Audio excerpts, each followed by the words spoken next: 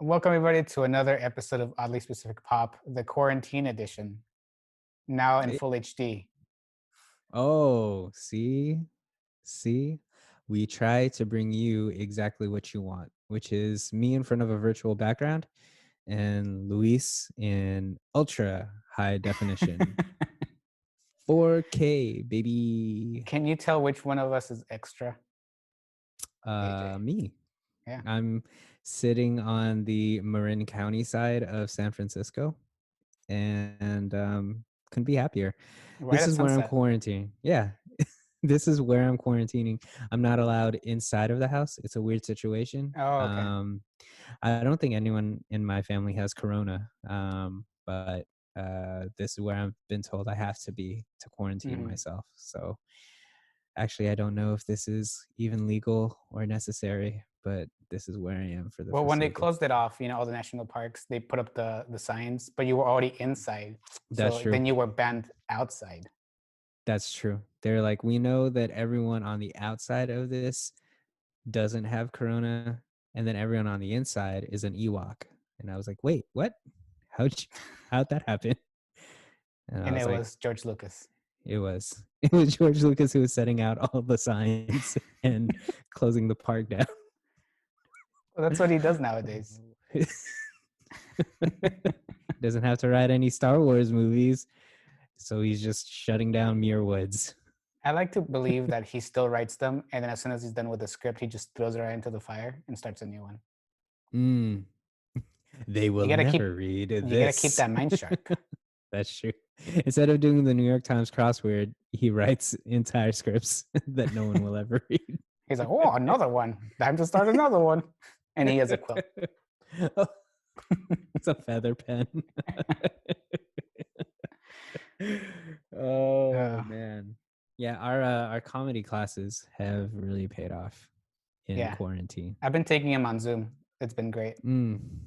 I've been using whatever WebEx.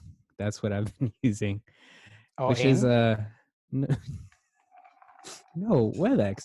It is the platform put together by Spider-Man and Wolverine. Oh, that's right. Hmm. Hmm. Yeah. Lore. It is canon now.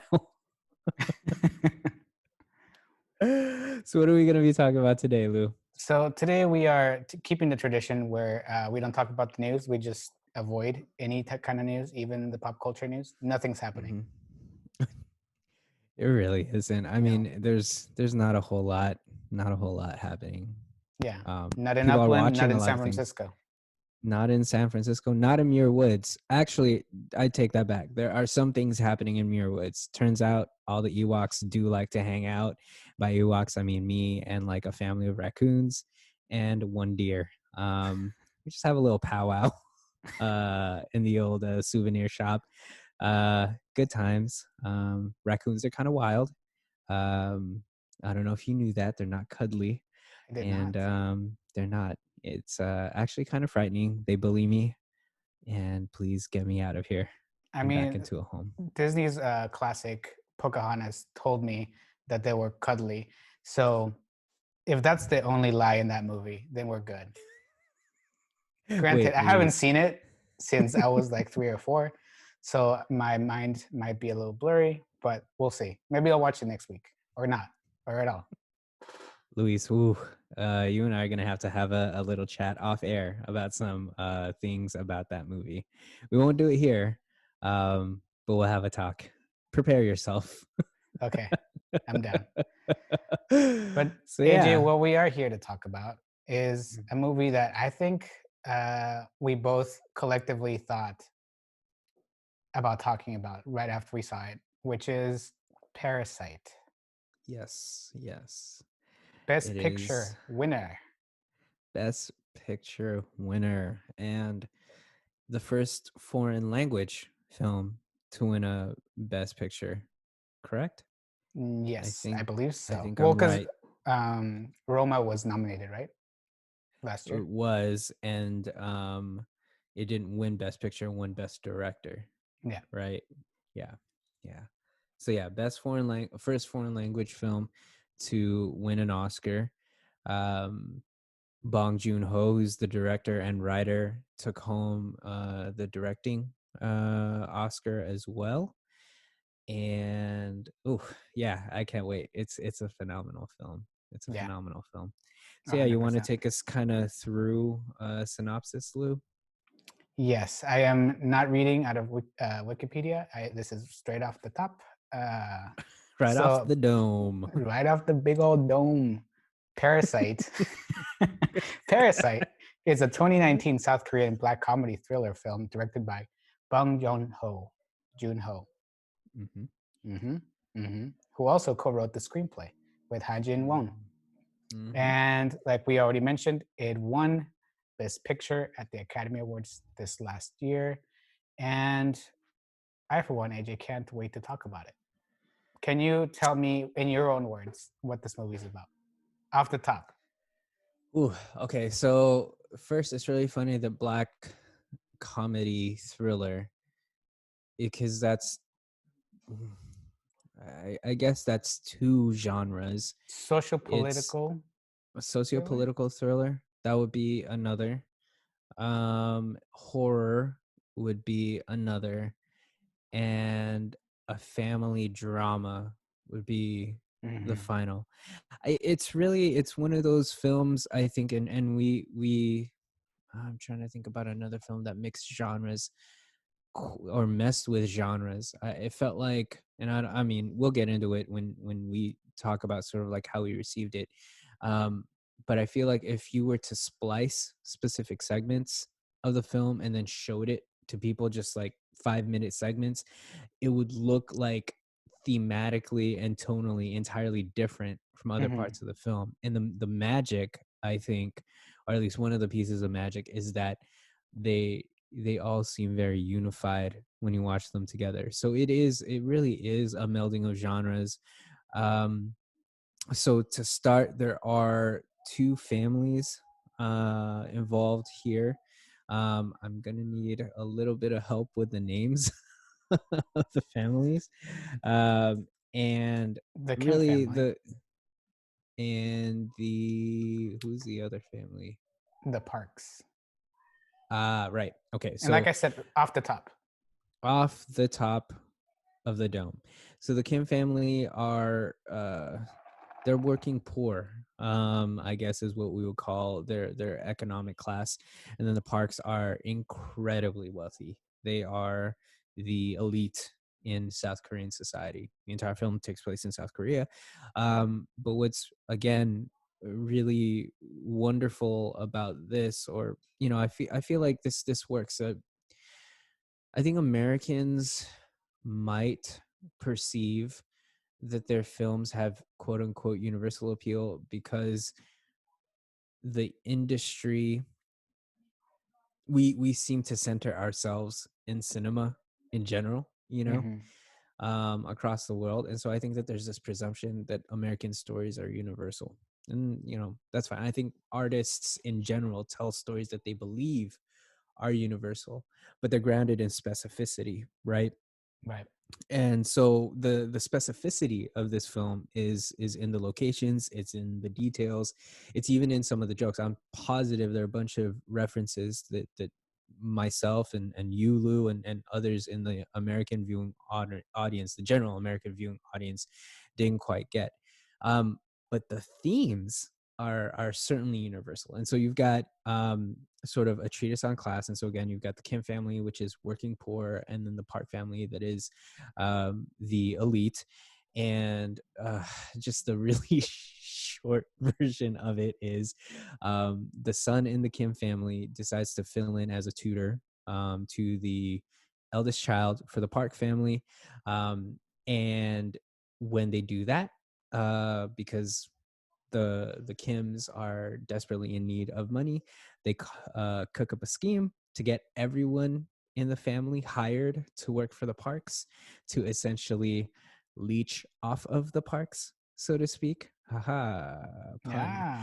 Um, and well, things go kind of sideways at about the I don't know, the 40% mark in the film. I feel like the film really ratchets things up out of nowhere. Mhm, So it starts off as that. And so this is like the non-spoilery part of the film. The rest of this podcast is going to be spoilery. And so really the big thing here is that as they slowly bring all of the family members in, um, one piece involving the need to sort of dispose of a long-term uh, employee of the parks, and specifically of that home, who had been there with the previous owner, and so getting rid of them and replacing them with another family member. um, and it all looks like this comedic con, and then all of a sudden you get these horror, you've had these horror style tracking shots through a lot of it, and then you find out that in the basement there's a false wall, which I guess had been built in historically in a lot of South Korean homes, as especially the wealthy homes, as potential bomb shelters in the event of an attack from North Korea. And you find out that someone has been hiding or has been living in that space this whole time. And it gets incredibly dark very quick. And I I want to say the tonal shift, in retrospect, when I sort of am relating it to you all, uh, is pretty instant, right? Because I mhm. mean, like gore, intense violence happens in this moment, but then um, after all of that, uh, you or outside of all that, I feel like if you're actually watching the movie again, the mastery inside of Bong Joon Ho's stuff is that it doesn't feel like it's such a jarring shift. And so, really, what it becomes is a allegory, a parable, um, a critique of capitalism in South Korea specifically, but capitalism more broadly. And oh man, the layers, the metaphors, ugh, I can't wait to get into it. So before we do, or in order for us to do so, Lou, how did you receive this film when you watched it? What were your thoughts when you were going through it? Yeah, so the way that this movie was pitched to me, in the sense to where like the media that I'd seen, like trailers or anything like that, it all pointed to be like a thriller, like 100% a thriller. And so on my first viewing of it, like a lot of the movies that I watched that are thrillers or like in that type of genre, I was very tense the whole time because at every point I thought, I'm not the most versed in horror or in thrill, but when I do watch a good one, like I love it. So on the first viewing, even though like the stressful parts to me don't begin until the second half of the movie, the first half was like it felt very I couldn't focus because I kept thinking like something was gonna happen. But I mean, I love this movie. It's a great movie, and I keep referencing in these episodes, and I think through the whole year, where I always think Tarantino, and I always bring Tarantino to everything. This is what I think he thinks his movies are like interwoven, Mm, very well written, very smart. It's saying something. The script has mm, so many layers of like theme themes layered into the script, and the way it's shot, like everything in this movie is made by like a world class director, right? So mhm, just by watching the movie from start to finish, just if I was to just watch it, not know what it was about at all from first viewing, I would still love this movie mhm, regardless because it's a great script, and it's really well directed. And even up to you mentioned like the kind of tonal shift that happens in the movie. I forget where the exact page number, but it's exactly halfway through the script when mhm. that scene happens, Yep. with the Yep. tonal change. And everything that he does, it's very intentional, and you just love to see that kind of filmmaking because everything has a purpose. And the way that this movie is, even it's edited, it's very fast paced, and it's everything is very connected very like beautifully. You know, there's like a section in this movie that I really really love. It's like basically a montage. You know, at some point this in this movie, every member of the family, the Kim family, kind of gets a job within the Park family, and then this is like the montage of the last what's it called? It's the last family member who's trying to get a job there, and it's kind of like ramping up, right? Mhm. And it just feels like a Yeah. dance, and I just love Yeah. that sequence so much because it's set to like Yeah. classical music, and Yeah. uh, it's just so good, and it's really funny, and it's like the way that it's the cinematography in it and the way that the script is written, it's a beautiful thing to see. Even Yeah. in like a movie that in a language that I don't speak, it I think it speaks volume on how like class filmmaking is happening on screen. Like you can't help but to like admire it. And so just based on like the director alone, and I haven't seen any of his other movies at all. Mm. So like this was my first what's it called? It was my first introduction to his work. So right off the bat, I was like, oh my God, what is happening? And I watched this movie after the Oscars. Mm. So Yeah. like I knew that it won, but I had not seen it. So like I was just blown away by everything in this movie. And uh, even with the comedy, with this, because this movie is really, really funny in ways that I didn't even expect. And I've seen some Korean movies in the past. Like I've watched, I think, two other like romantic comedies, like from the early 2000s, and I remember really liking the sense of the style of humor that I saw in those movies. And like I don't know, there's just something about comedy that I think is really hard to convey, and it's done so well here without ruining the tone of the movie. So I don't know. There was a lot of aspects of this movie that I really really liked, and so I kind of want to hear your thoughts. Man, yeah, it's so there are a few things. First, like context for me when I went to go see it, I'm pretty sure because I saw it in December, if I recall correctly. I still have my e-ticket stub for it. Oh, okay. So yeah, it was December 14th. That's when I went to see it. Um, about 4 days or so after seeing that film, I was going to receive a notice from I'm a freelance writer, I'm a contract writer, and so the company that I was writing for was going to be laying me off and other writers from California because they say in response to a law that was written to protect gig workers and contract workers, freelancers like myself. Um, and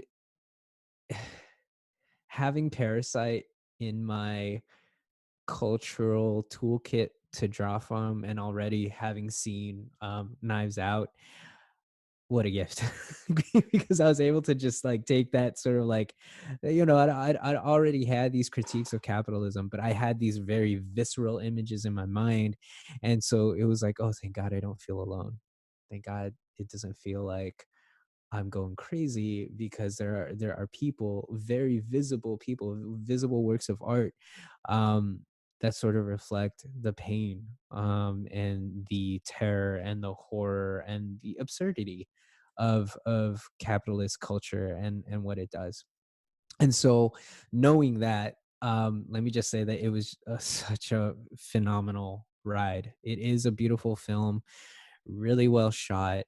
We'll probably go through like favorite moments, but I think that for me, its use of metaphor, both visually and thematically, is really really just oh man, I feel like it's rarefied space in cinema where you're able to get such clear and clever conceptions of that, Hmm. you know.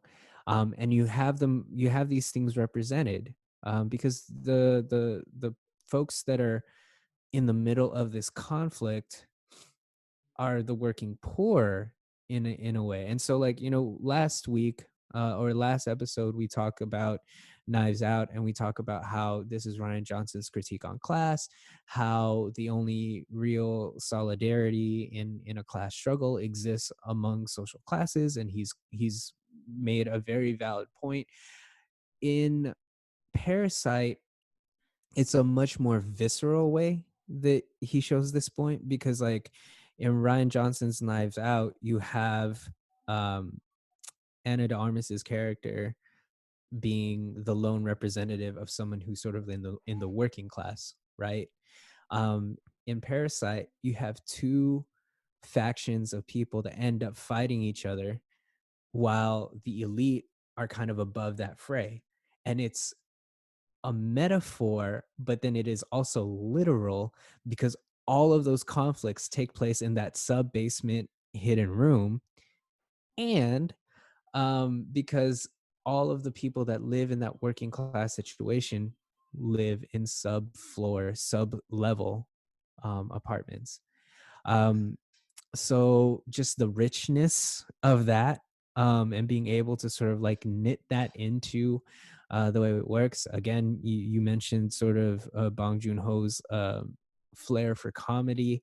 I've seen Okja. I believe that was one of his. That's the one that's on Netflix with Steven Yeun, if I recall correctly. And that was a phenomenal film. Let me just confirm that Okja was actually Bong Joon-ho. Um, and so I'd recommend that. And for people who've never seen Bong Joon-ho, you've got Parasite and yep, Bong Joon-ho did Okja. You've got Host, Mother, and Parasite all on Hulu right now, which are the other films. I'd been dying to see Host, which is a straight horror film, and I Mhm. think Bong Joon Ho's like first major like this thing's a masterpiece, and I've heard from horror buffs that it's amazing. And so you've got an opportunity now to sort of run through his catalog if you want. But back to the film itself, there's the that playing with metaphor visually, literally, and then sort of seeing that all play out viscerally. There is just the gift that is the entire ensemble. There was not a weak performance in the Mhm. whole bunch. And um we during our horror movie set of episodes, I brought up how much I love um uh Train to Busan. Well, check it out. You got a star from Train to Busan playing one of the lead roles in this film, Ki Woo Kim. That's the role that he played. I forget what the actor's name is. Um and oh yeah, Woo Shik Choi, um from Train to Busan. And then you've got just really phenomenal pacing. You talked about how the script was very tight. It felt very lean. I don't think there was a wasted moment at all. And then just the use of the visuals, the way there's a flood scene Yeah. in the film, and it is just beautifully shot the whole way. And I'm pretty sure there's a portion where you see up the stairs uh as the flood is running down, um and it's incredible. You see the Kim family trying to salvage what they can from their home, and everyone is just underwater. And then again, when you're talking about not just the tightness of the script, but from this perspective that like when you there's this thing called Chekhov's gun, where if you sort of like show a gun in the first act, it has to fire by the second or by the third. Like you have to conclude the film by having it fired, because what it means is that everything in that universe makes sense to itself, right? That's generally what you're trying to express in that.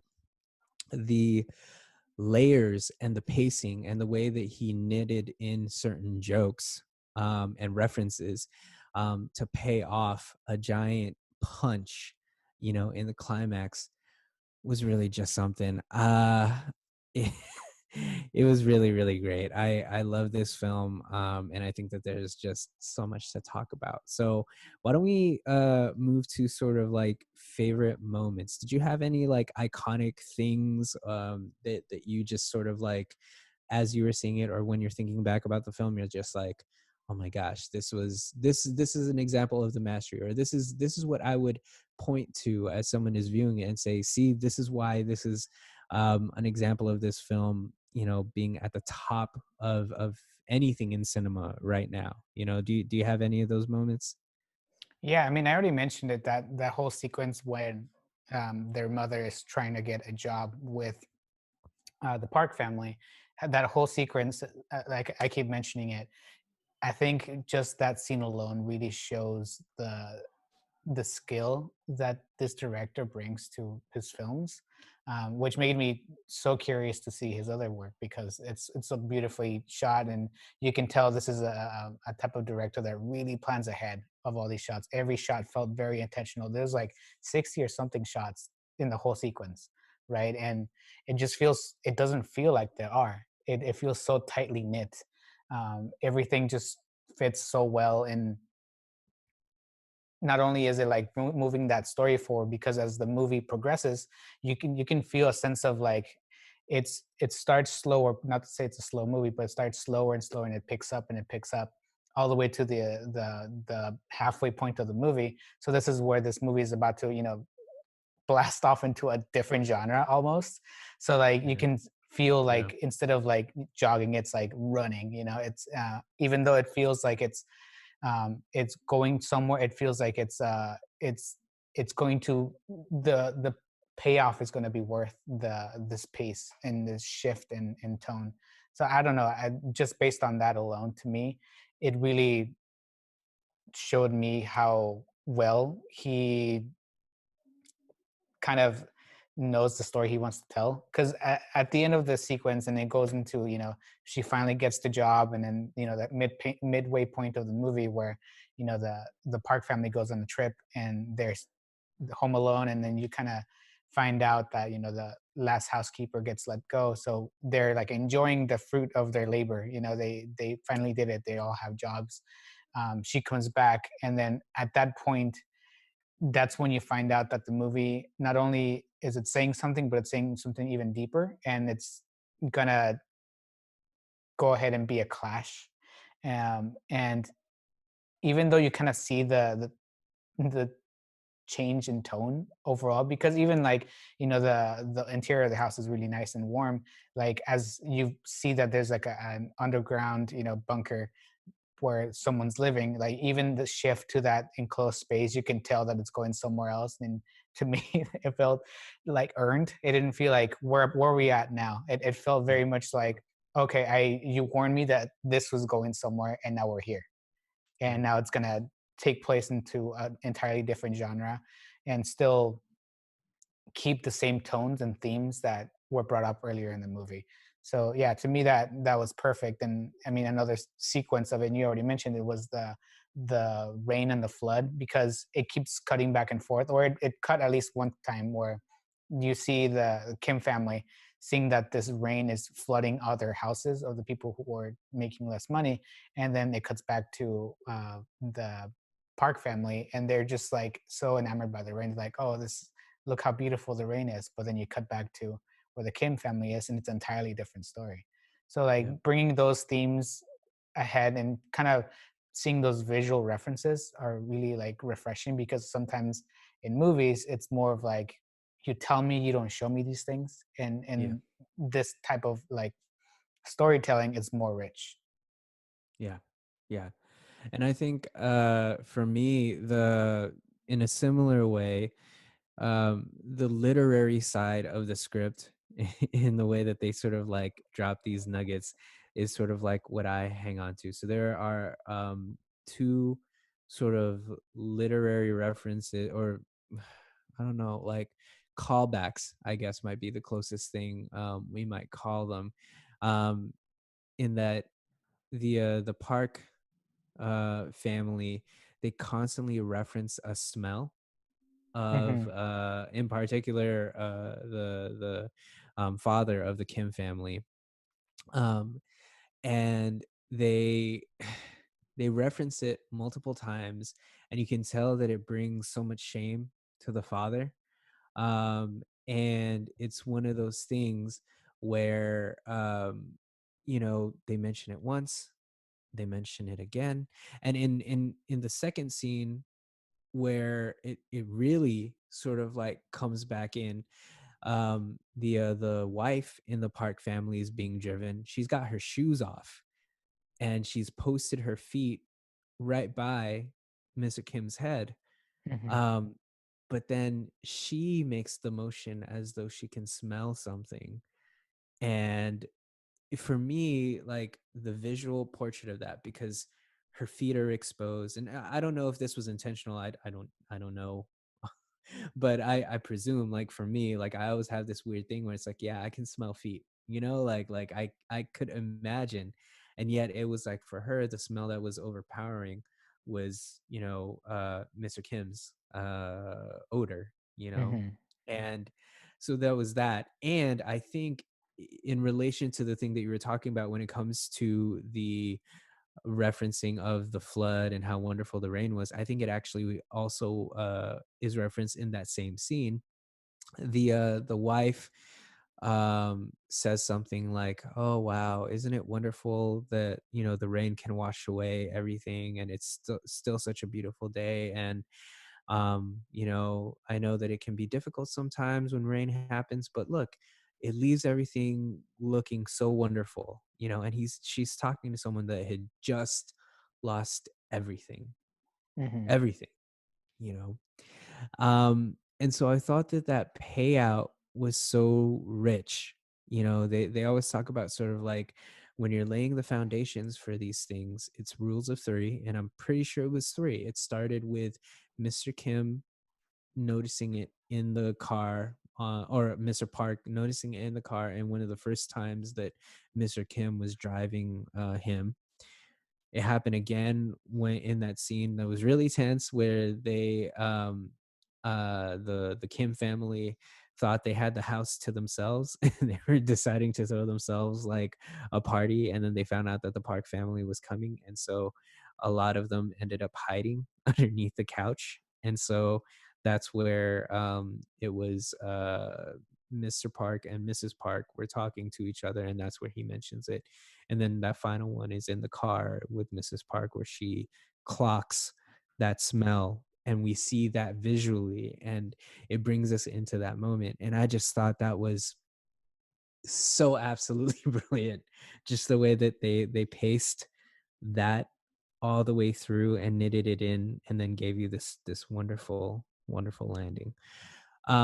The the biggest, I think,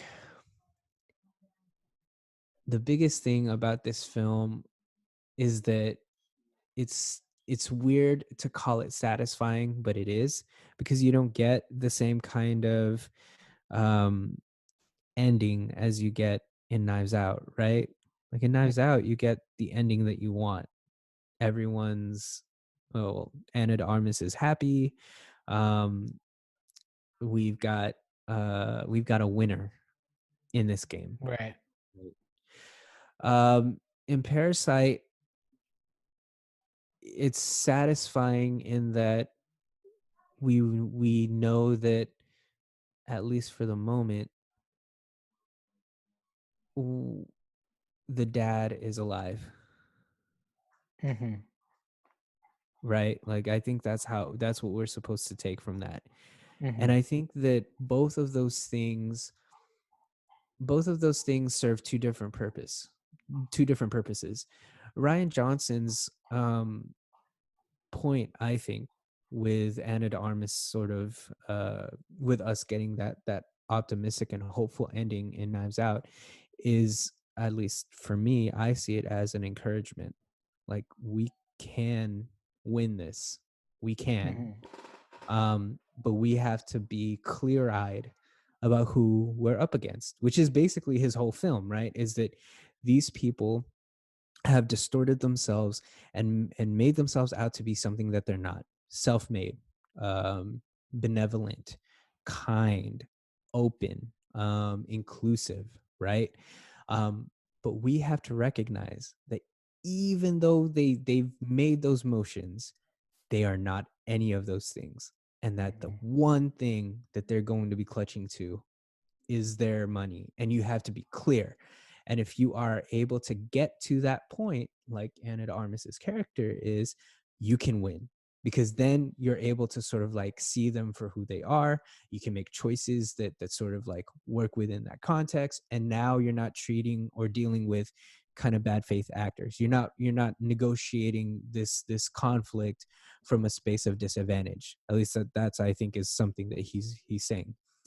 With Parasite, I think that what Bong Joon-ho is saying is something that's more melancholy, and maybe, mm, I don't know if realistic is the way to put it, but something that's more resonant for me personally, which is that for people in that class, for the working poor, survival is a victory. That's Mhm. it. Just getting to the next day is a victory. Yeah. And it's bleak in a way, but I also walked out of that movie theater feeling good. Mhm. You And, know? that in that scene at the very end where, it is a kind of a montage, right? Because, Yeah. by the end of Yeah. the movie, there's a conflict that happens, and, Mr. Kim ends up killing Mr. Park. Mhm.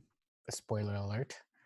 So so and then you don't know what happens to him, right? And then you can at the end of the movie you find out that he ended up going back to the same bunker where the other man was living in. And there's like this montage of there's his son kind of saying like, I'm gonna do this, I'm gonna move up in the world and eventually buy this house so you can be free and be out of that place. And then it turns out that it's just, it's a wish, right? And it reminded me so much of La La Land, where it's Yeah. like, Yeah. we'll give you the ending that you want, this is the ending that you want, but more realistically, or more, if we were to be true to ourselves or with ourselves, this is the ending that would most likely happen, to where his son will never rise up and he will stay stuck there forever. Right. Right. And I think even more than, because I think that what we're seeing is sort of in real time, is that what that means is he has likely survived at least that Hmm. initial suspicion, and new owners in the house. But I think that what we're supposed to reckon with and understand is, even though we know he's probably alive, because the closing shot is um a tracking shot where you can see the light flickering on and off, Hmm. which was used as a signal for the previous occupants, who was living in that sort of hidden bunker. Um, is that we don't know how long. We have no idea how long that guy can survive there, Hmm. because part of the thing was that the previous occupant needed the wife, who is the employee, to bring him food, to bring him stuff, to continue to replenish supplies. And while we know that Mr. Kim is very resourceful, we simply don't know how long he'll be able to keep it up. So it's not a comfortable ending. Hmm. But I think the to sort of, to your point, the honesty of that ending, the realism of that ending, the fact that that ending is grounded in something that we can sort of connect to and resonate with, um, makes it satisfying in a way, at least for me. Like, I it's interesting that you were mentioning La La Land, because I was like, yeah, I think that maybe it was inspired by that, or maybe just in general, it was like that opportunity to sort of like flip it on its head, because I think, okay, maybe I'm wrong. Everyone knows I really enjoy La La Land, but I think that the thing about La La Land in that ending is that the motivation was, from Damien Chazelle, I'm going to give you the ending you want, like you mentioned, and then I'm going to give you the honesty, right? Hmm. What I think Bong Joon-ho is doing here is not merely giving us the ending we want and then giving us the truth so that he could have it both ways, but rather to further indict you, to sort of like force you to reckon with the real difficulty of this moment for these people. Mhm. Um, and maybe that's not fair to Chazelle. I could be wrong, because it's maybe just like a variance of degrees. But I feel like what Bong Joon Ho did with it forces you to sit in this sort of like shocked silence, Mhm. and really carry and absorb the weight of Mr. Kim's plight. And I don't know. I feel like that is um, very effective, and it doesn't seem um like a cheat code, you know whereas when I watched La La Land, as much as I loved it, I loved everything because it felt like this really neat twist. um I felt like that was a cheat code, you Mhm. know give us the last piece of sentimentality and then give us the truth. Whereas here it felt like, I'm going to give you this because I need you to sit with this. Mhm. I need you to sit with this. Maybe Chazelle needed to give you the cake so that he could sell this movie or sell this ending. But Bong Joon Ho said, I need to give you this so that you, the audience, not the producers, the makers of this movie, you, the audience, will feel responsible and accountable to the story that I've just given you. Mhm. And it felt very, very uh it felt somehow more bold than the one in La La Land. Like it feels like, it felt like a guy swinging for the fences. And, he really landed it. I don't know. I think about that film, and uh there was just so much. I Oh don't yeah. know. I 100%. don't know. There's that one shot during the flood, Lou. Do you remember? I feel like I can see it in my head because they use the same set shot a couple of times earlier in the film, but it's like that. It's a strip of highway because you can see cars, and then there's a steep staircase coming from the side of the road. So this is like Mhm. it's a profile shot of that, right? um and you can I remember that I think they cut to it one or two times during the flood as they were walking down those stairs, and I just found it to be exquisite because it was a night shot, and we'd already seen that set shot before.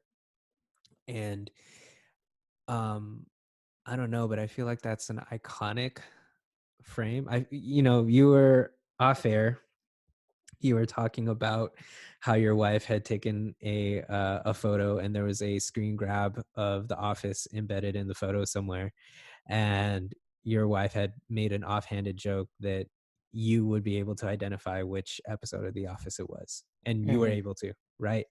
I Yes. feel like, based only on that shot of road, I would be able to figure out that was Parasite. And that's wild Mhm. to me. Like, I feel like you've, as a filmmaker, when you've been able to create um a really lived in world that is so detailed and so lush that it can bury itself into the minds of the viewer. I feel like you've done something very special, and that's one of those things for me. Like, I've got that shot in my head. There's a bunch of shots, but that one in particular, which is Mhm. weird because it's like a throwaway shot. It's like B-roll. you Yeah. know No, uh 100%.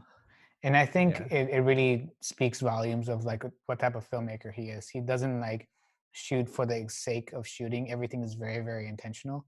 Hmm. I think we've talked, I don't know if we talked about it on air or off air, but about kind of like CGI, how it's kind of Hmm. overused in film. And when it's the best is when you don't notice it. So I know from the behind the scenes of this movie that I've seen, the main house that they shot in, they constructed it just the first floor, and the second floor is entirely CGI. from the outside. So when you see Oh, those very like white shots of them outside, seeing the scenery of the house, the second floor is not even there. really? Yeah, it's all CGI. That's impressive. That's impressive.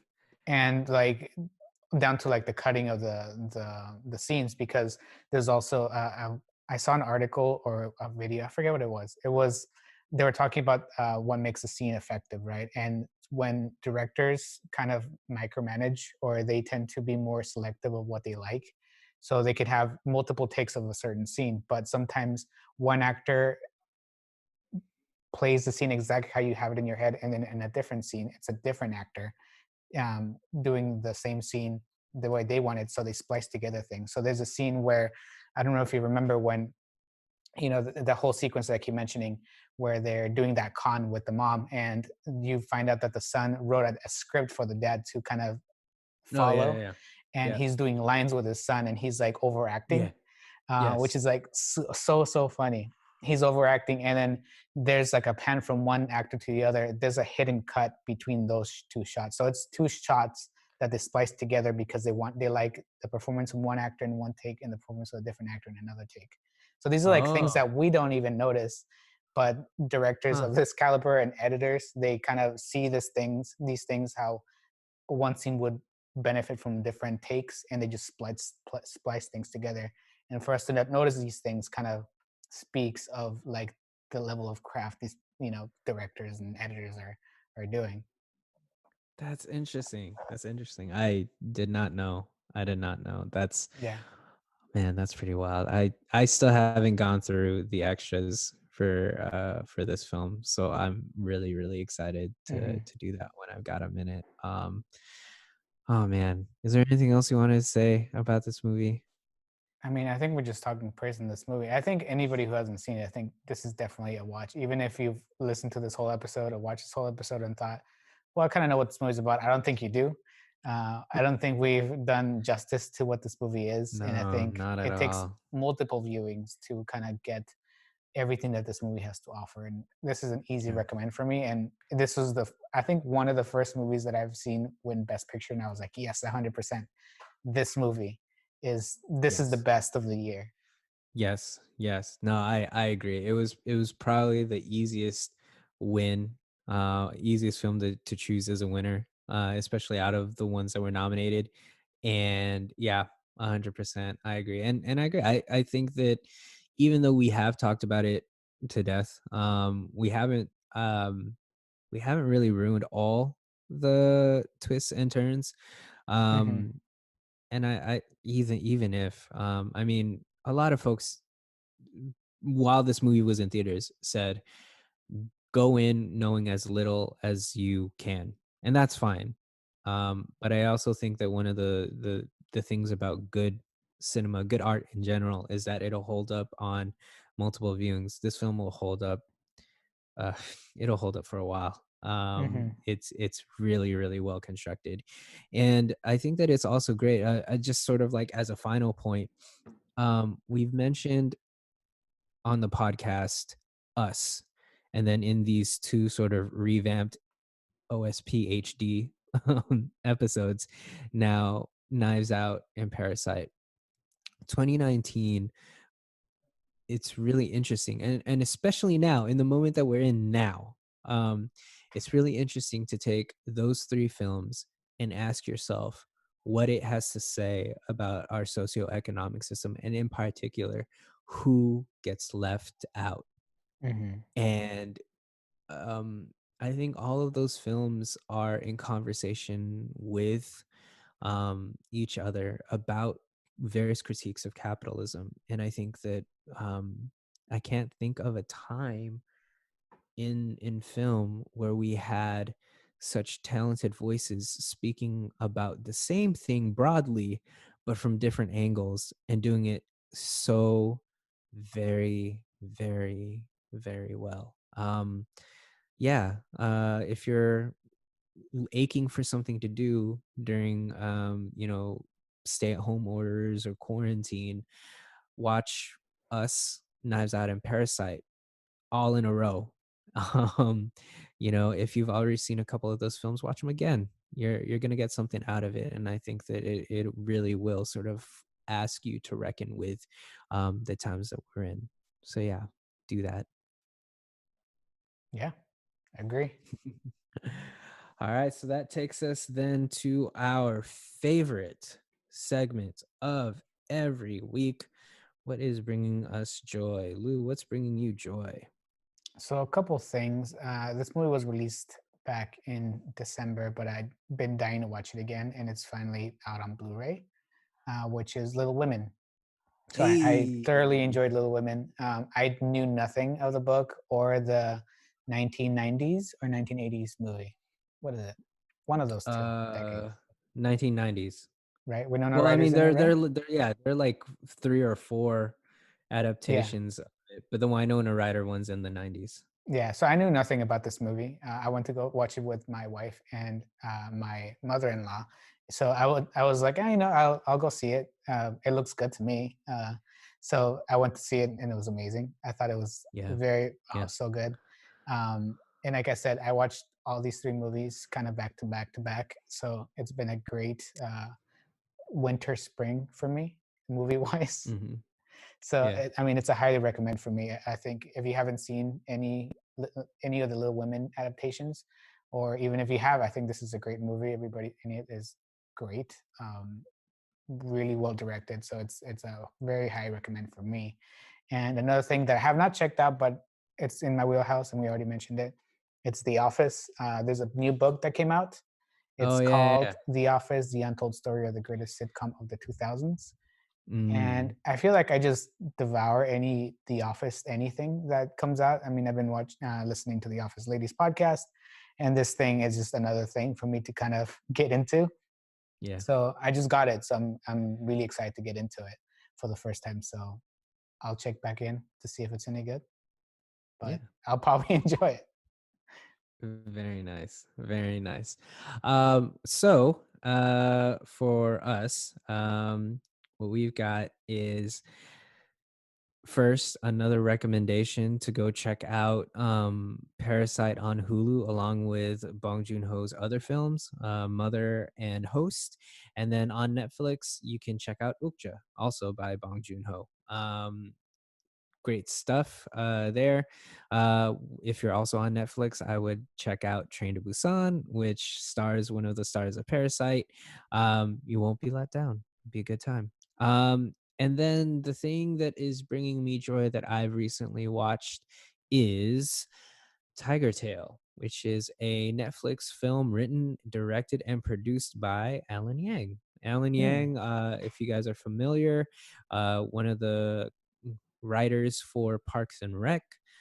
He also played a member of Mouse Rat. He was the bass player. He Hmm. was one of the executive producers and head writers for Master of None, one of the key writers for the really, really beloved immigration episode. In that, I think that was the first season of Master of None. So yeah, Alan Yang is really great. Tiger Tail is a fictionalized, loosely adapted based on a film on the life of and experience of Alan Yang's father, who is a Taiwanese immigrant, and it really is just a beautiful film. We talked about metaphor in Parasite, the way that the film closes, the closing shot and sequence of the film. Um, it feels to me like one of those iconic shots that you might think about as being, oh well, this is exactly what the film is about, you know. And it is just so beautiful. The performances are really terrific. Jake Ma is in it. You may have seen him from Wu Assassins, which I've talked about on this podcast before, starring Lawrence Cow, a good friend and wonderful, wonderful young actor. And He's also Jake Ma has also been in or was cast in the Disney live action Mulan, which has been pushed back to July, I think. Mhm. Um, and so he was also in The Farewell. He gives a wonderful understated performance, a very interior one. You're introduced, or at least I was introduced to Christine Koh, who plays his daughter. There's appearances by Joan Chen. It really is just a wonderful film. Check it out. I don't think you'll be disappointed. Um, Hour and a half, and it really was a breezy film for as heavy as it is. Very cathartic and hopeful, but not like, I guess it'd be like the feeling you get after an episode of This Is Us, where it's like, oh, that was a real good cry, but you don't hate the world. It's just like warm all over and fuzzy. Mhm. That's how it is. It's a gentle film. So yeah, Tiger Tail on Netflix. Check it out. There you go. I thought you were gonna say Tiger King, and I was like, "This is really off-brand for AJ to recommend." I mean, I've heard so much about it and I feel like I'm missing out, so I probably will check it out at some point. But yeah, no, not Tiger King, no. I mean, I think everybody in the planet have seen it at this point. It's definitely very American. I can tell you that much. Yes, I've heard that, and yes, I've heard a lot. um so yeah, no, Tiger Tail, one word, Tiger Tiger Tail, not Tail. King. Yeah, not King. No, no, no. Very different movie. You'll end up really confused. There you go. All right. Well, I guess that does us for this episode. Thank you again, Baker's Half, for checking us out here on OSPHD. Like and subscribe. Yes, click the link below. Um, Click the link over where this patch of grass is, There you and go. subscribe. So yeah, we'll catch y'all next week. Peace out. Bye.